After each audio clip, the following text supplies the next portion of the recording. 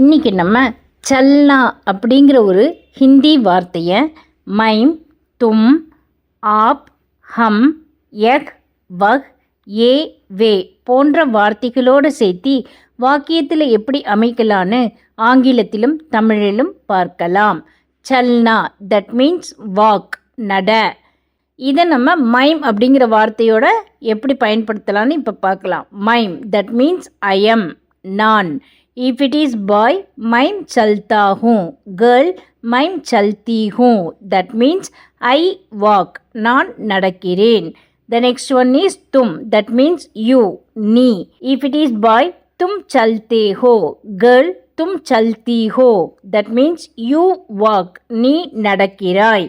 The next one is आप. That means you. We will use this while giving respect. நீங்கள்.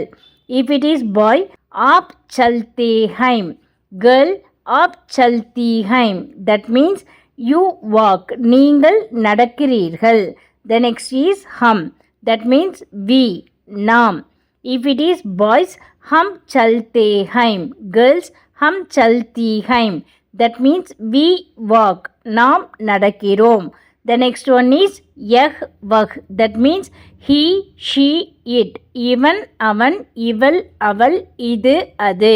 We will see the sentence. If it is boy, यह चलता है.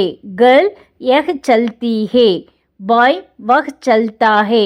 Girl, वह चलती है. That means he walks, she walks, it walks. That means இவன் நடக்கிறான், அவன் நடக்கிறான், இவள் நடக்கிறாள், அவள் நடக்கிறாள், இது நடக்கிறது, அது நடக்கிறது. The next one is A, way. That means these, they, those.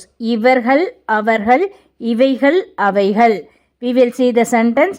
If it is boys, ये चलते हैं. Girls, ये चलती हैं. Boys, वे चलते हैं. Girls, वे चलती हैं. That means these walk, they walk, those walk. இவர்கள் நடக்கிறார்கள், அவர்கள் நடக்கிறார்கள், இவைகள் நடக்கின்றன, அவைகள் நடக்கின்றன.